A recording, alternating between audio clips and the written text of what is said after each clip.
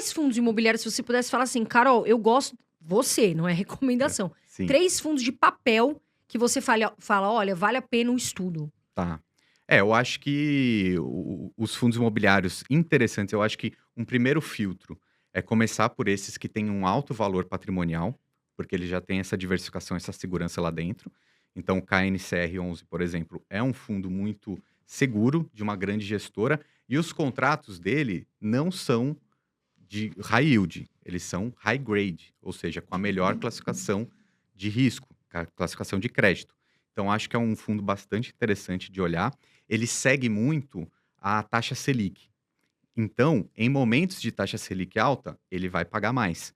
Quando a taxa Selic cair, porque o mercado é cíclico, em algum momento a taxa Selic vai cair. Não sei se vai demorar 1 ano, 2 ou 10, mas o mercado é cíclico. A taxa Selic vai cair. O KNCR vai pagar um pouco menos. Então, não quer dizer que o investidor tenha que vendê-lo, né? Ele precisa entender quais são as características desse fundo.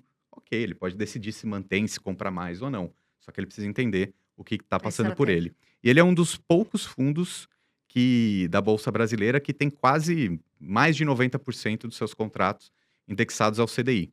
A outra grande parte mistura um pouco de CDI e um pouco de inflação, né? Sim. Então a gente tem outras gestoras muito competentes no Brasil. Aqui a gente tem o HGCR11, por exemplo, é um fundo também bem famoso. A RBR é uma gestora de fundos imobiliários, não tão conhecida assim, mas muito competente. Tem um fundo de papel, se eu não me engano, se chama RBRR11. Sim. Tem um outro fundo que já é um pouquinho mais arriscado, que é da REC, o REC-R11. Ele já é o que a gente costuma chamar de middle risk, né? Ele não é nem tão seguro quanto um KNCR, por exemplo, e nem tão arriscado quanto um high grade. Mas esse é um fundo que dá para olhar e estudar, sabendo que ele tem um pouquinho mais de risco.